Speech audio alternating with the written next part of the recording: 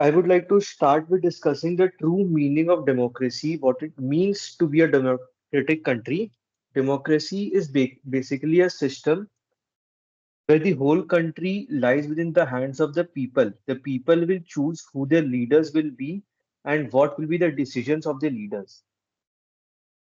India is not a democracy is a controversial issue. I would like to place a certain points stating that India is not a true democracy.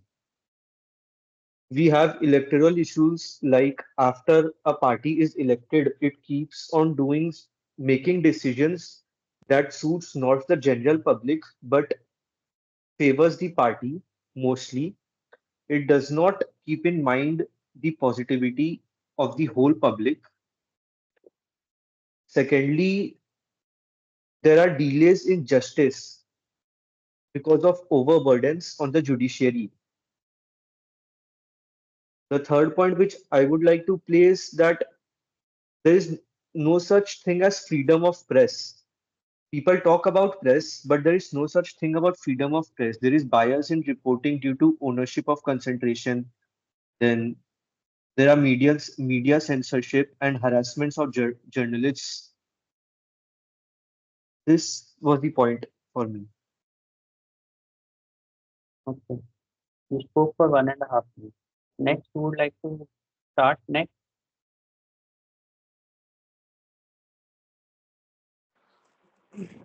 As quoted by the former president of United States, Abraham Lincoln, democracy is for the people by the people, which basically tells us the people of the country has the power to decide what holds in the what holds in the future of the country.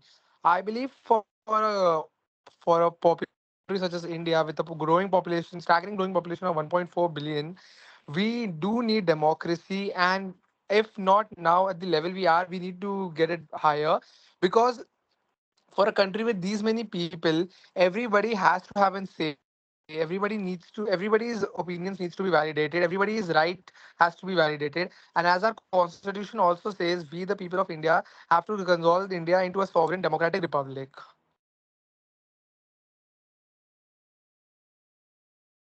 I think 40, 45 seconds. Next,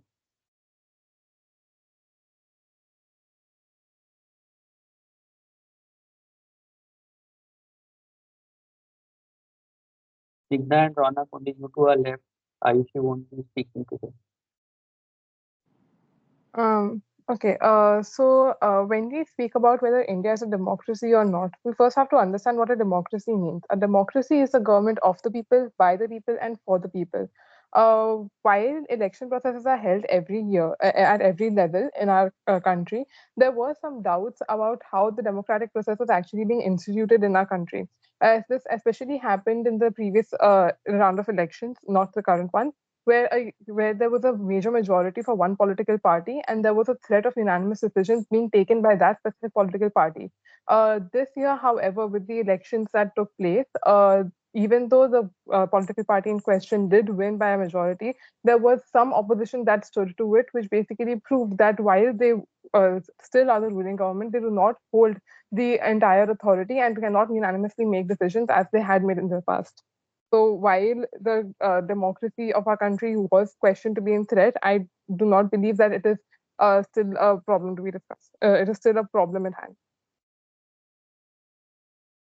58 seconds. Ronak, Yeah. I would like to start by saying a very popular quote that is democracy is as strong as its opposition.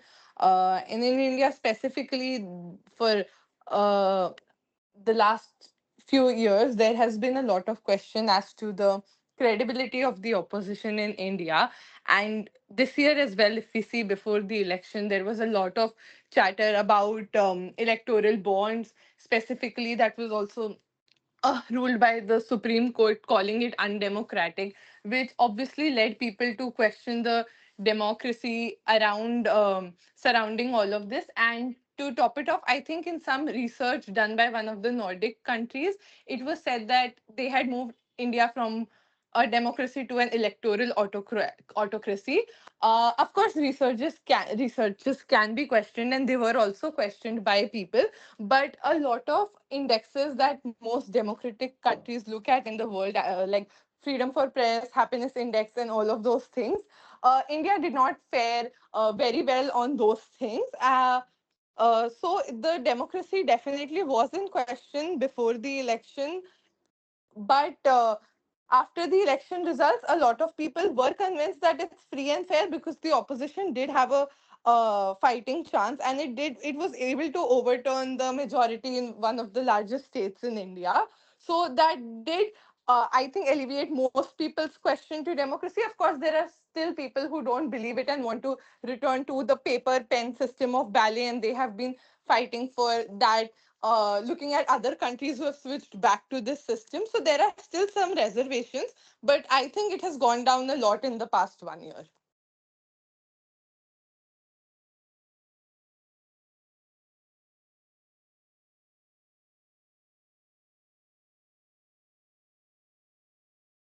Now all of you can speak, please.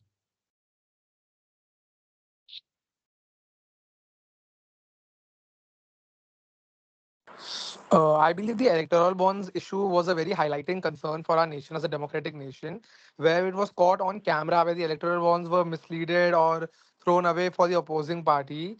And only because it was caught on camera it was discussed later on. And if the question that ponders my head is, if that scenario was not caught on camera, how many such issues might still be taking place in our so-called democratic country, which are not so democratic?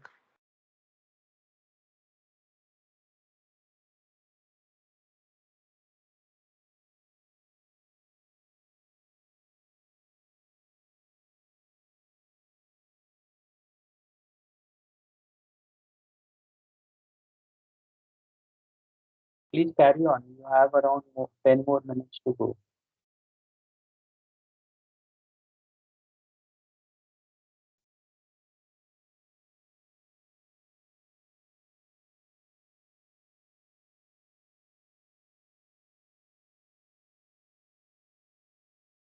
Uh, when it comes to the democracy being questioned in India these days, one of the most important chatter is around the election commission, and there have been accusations that it is not acting as a fair body. And I think when it comes to democracy, like the three main pillars of um, our constitution, which were executive, legislative, and um, judiciary. In that sense, these sort of accusations, obviously, even if found to be untrue or not, if a country is being questioned on such basic bodies, it does cause people to lose faith, nationally and also internationally.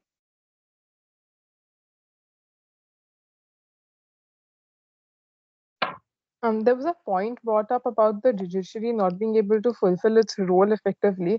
I would also like to bring into the picture that with a large population as much as India's is, with about 1.4 billion, there is a high pressure on the judiciary, and the number of cases overflowing will obviously be high. So it is not that the judiciary is not working; it is trying its best. That being said, the judiciary is not actually involved in the election process. So, uh, like actively involved in the election process. So, using the judiciary as a standpoint to define the presence of democracy or not would be a little skewed, according to me. Yeah, I agree. Judiciary in any functioning democracy should act as an independent body and ideally should not have to be involved in the election process or anything. Ideally, it should be an independent body that is not um,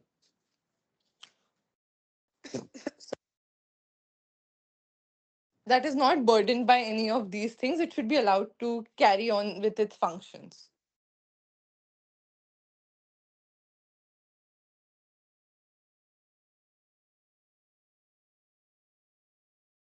Also, when we talk about India being a democracy, I feel in current in like the current scenario, especially when elections are afoot, a lot of people's interpretations, a lot of people's votes are skewed not based on government policies, but based on incentives given by government in the form of free ration or free money to actually come in rallies. So that is something that probably makes the entire process undemocratic.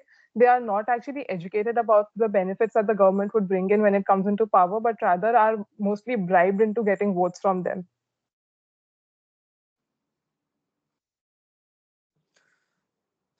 Yeah, also in today's times, when it comes to democracy or questioning any form of authority on any side, I think social media plays a huge role. So, the perception based on people on social media also speaks volumes to the country, even despite the fact that it might not actually be the true picture. Because in a country with a population such as ours, there aren't many people actively speaking on it.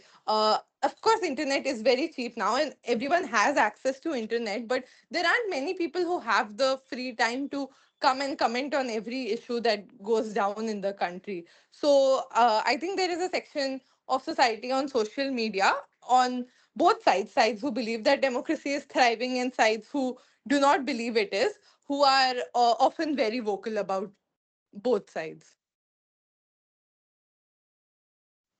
When it comes to social media, I believe that a lot of political parties actually use social media not to engage their, I mean, not to actually uh, broadcasts their propagandas, but rather than to create a negative influence against a specific cultural section, which tends to create a negative impact eventually. And that, so they're trying to gain followers for their political party based on this specific cultural practice while they are demeaning other cultural practices. So that is something that in a sovereign nation like ours should not be done.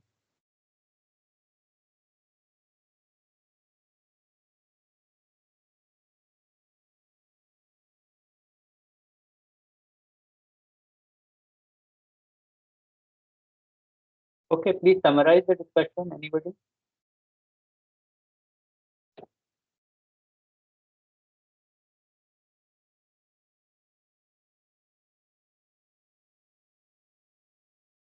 Karan, would you like to summarize?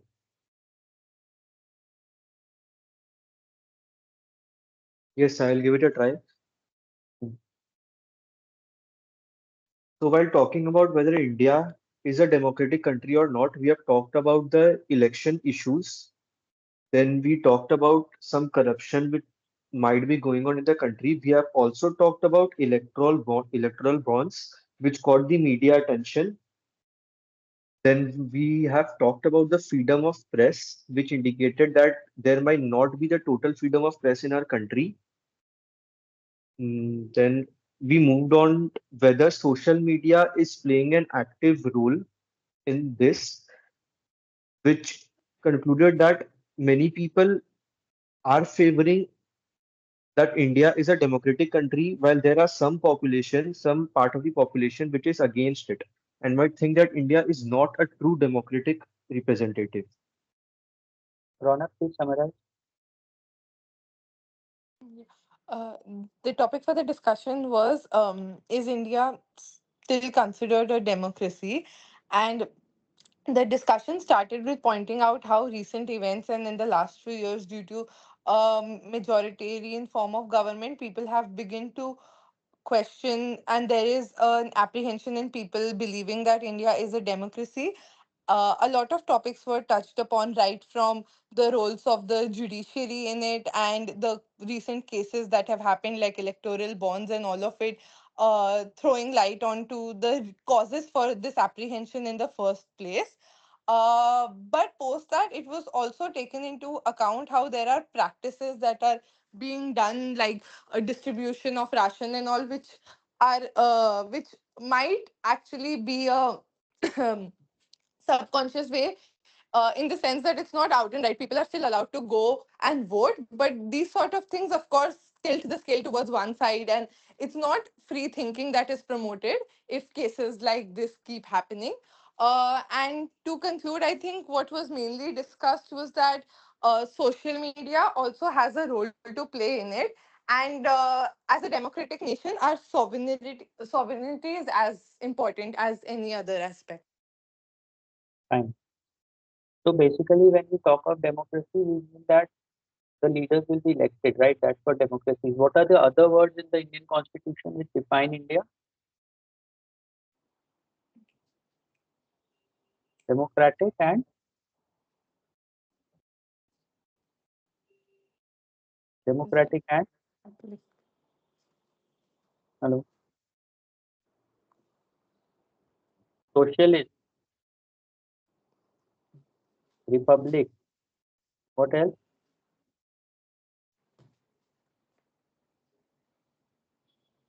So what does democracy mean in that form?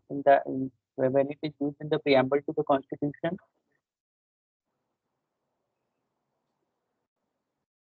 Yes, please.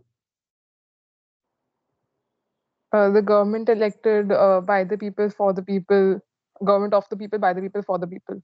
Yeah, the leaders or the rulers will be elected. That is democracy. What is socialist?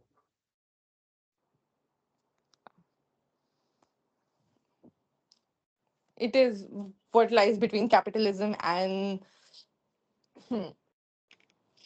communism, wherein it's not that. Yeah, Oh, sorry. Yeah. not that. So it's not that there is an absolute free market and anything can be priced at anything, and those sort of things don't happen. Like, we still think that it is our responsibility as a country to help out people which might belong to the lower section. And it's not a complete communist country in the sense that not every asset you own can be controlled by the government. You still have the right to go ahead, start your own market, decide prices according to you. It's just in certain aspects, we think as a country it's our duty to take care of the lower class, which is unfortunate, at least in terms of basic needs like free education, free food, and free foods in school, and those sort of things. And republic?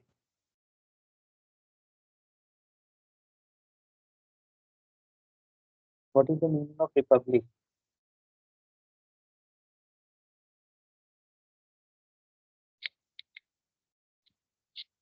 Republic has a negative definition. It means it is not a monarchy.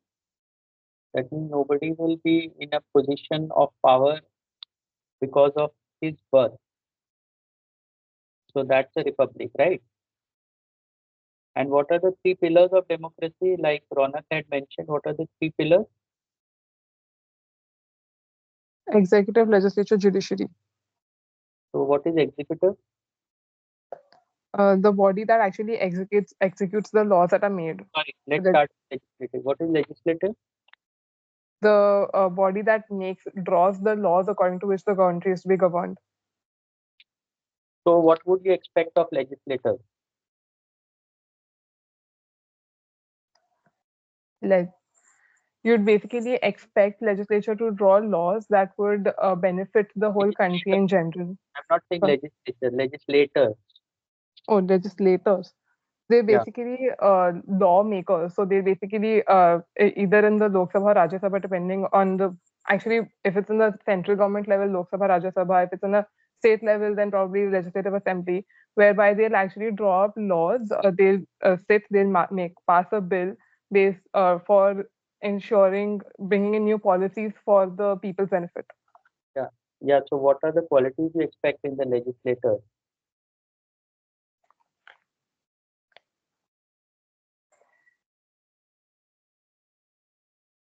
A legislator should be well informed. They should be apt at making decisions. They should understand the needs of the people they are catering to. They should be corruption free, Yes. unbiased. Probably they should come from different strata of society, right? And what Yes, do sir. we find in our legislature? There is rampant corruption. Rampant corruption. They are very wealthy. Even though they are the legislators, they keep on accumulating lot of wealth disproportionate to known sources of income while they are in office and things like that, right? So then we come to executive. What is executive? The branch that executes the laws that are set up by the legislature. Which is the police basically, right? Yes. So is the police unbiased? Are they free? Are we as the general public uh, unafraid to go to the police if we are in a problem?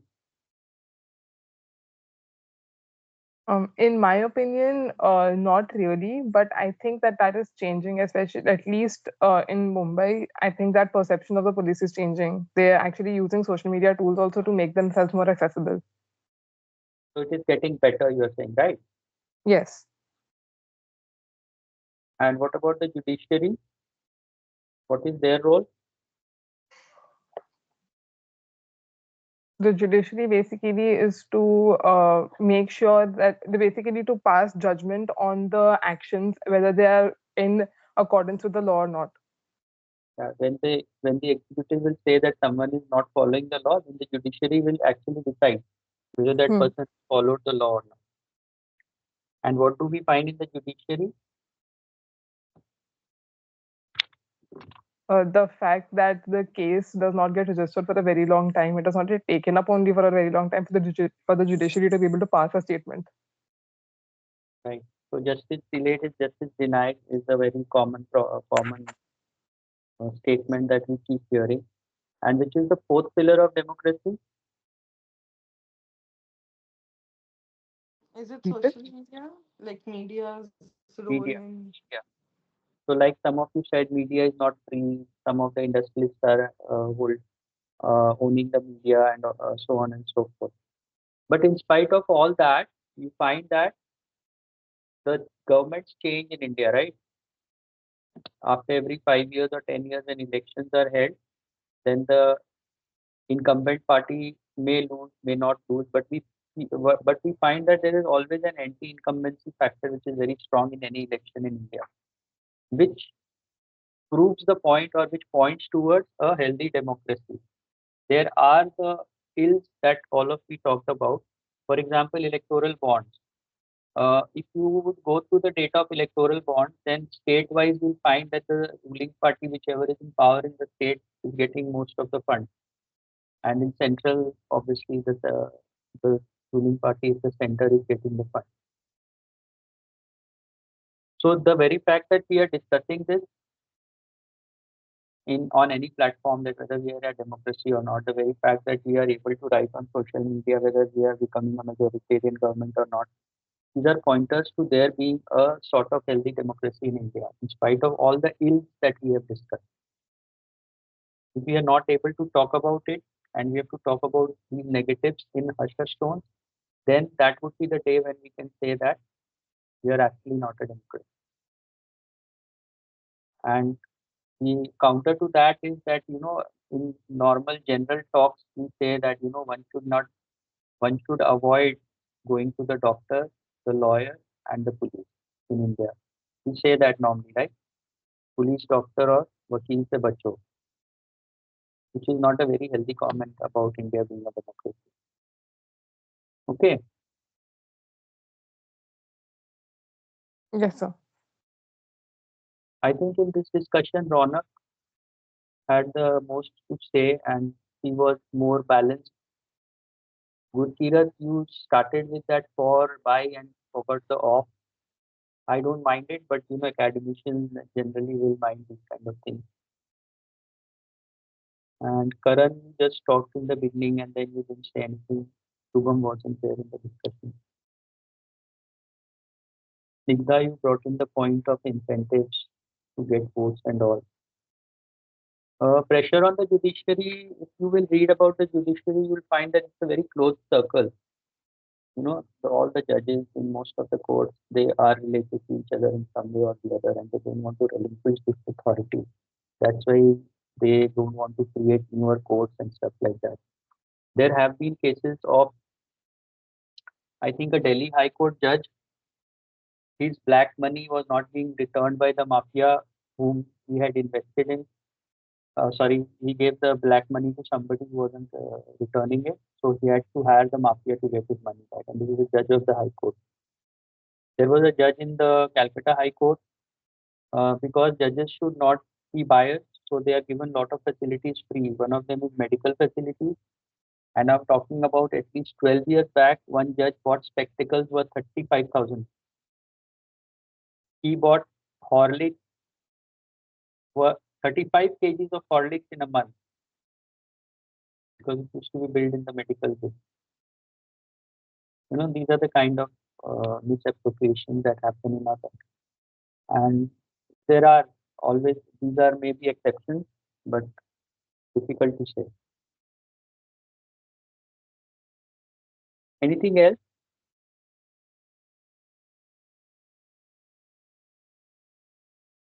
Sir, I have a question regarding this topic. Hmm. Suppose this was the exact topic that was given to us, so is it okay to take names of parties or certain peoples as examples, or should we avoid such things? You can take, that's not a problem. Everybody knows about it. But like you can say, like Snigdha said, no, the party in power did this, the party in power did that. That I think better not to use the name. Okay, sir. Okay, we'll meet again tomorrow at 8:45.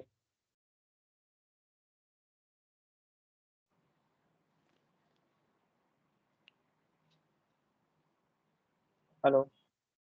Yes, sir. Yes, yes, sir. Thank you. Yes, Thank sir. Sir, I actually just had one question, not pertaining to this topic particularly. But if you actually come across a topic, say for like, because I have a word coming up now. So if you come across a topic you don't know much about, how are you supposed to go about it? you. You won't be able to go about it. Usually the topics are not such that you won't know anything about it, so you'll be able to make up something or the other in what at least. In GD, if you have a GD, if you don't know anything about the topic, you can just listen in for the first few minutes. You'll understand the topic and then you can talk. But Yeah, what is a individual thing, so you won't be able to do much about it. Like FMS has extempore, okay, you are supposed to pick up a topic from a jar and all that. So they allow you to pick a second topic if you don't know much about the first. but over here, so they'll basically just ask us to write on one topic. Everyone will have to write on the same topic only. Yeah, so you can't do much about it. You don't know anything about the topic. But that I haven't heard of anybody not knowing anything about a topic. They usually don't give a very fact-based topic. Okay, it will be general topics on. Okay. Thank you, sir. Good. Good night.